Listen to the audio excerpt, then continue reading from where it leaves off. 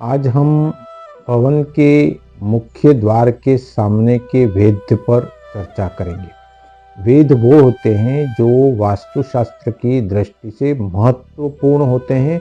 और ये हमारे भवन के अंदर बहुत बड़ा दोष पैदा कर देते हैं। मान लो हम किसी मकान में रह रहे हैं,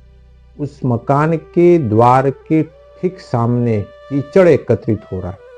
तो यह ठीक नहीं है। यह हमारे घर में बच्चों के रोग पैदा करने का कारण बनता है। ठीक वैसे ही हमारे भवन के मुख्य द्वार के सामने अगर किसी मकान का कोना पड़ता अथवा सामने ही सामने द्वार हो और वो एकदम सीध में नहीं होकर उस द्वार का एक बाजू हमारे द्वार को वेध कर रहा हो,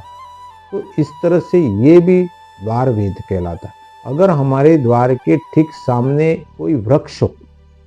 अगर हमारे द्वार के सामने ही कोई मंदिर बना हुआ हो, अगर हमारे द्वार के सामने कोई ऐसा कारक या ऐसी वस्तु लगी हुई हो, कोई पशु बांधने का द्वार के ठीक सामने खूंटा हो और या कोई झाड़ी हो ऐसी कटीली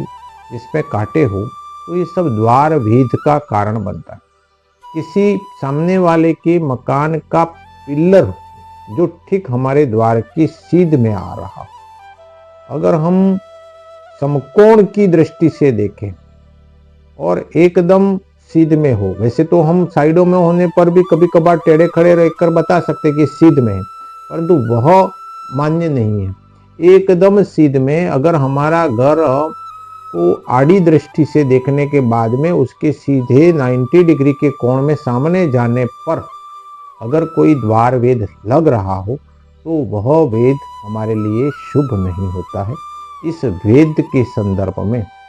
मेरा एक विस्तृत वीडियो और आपको प्राप्त होगा, जो मैं इसमें 13 प्रकार के विविध वेद हैं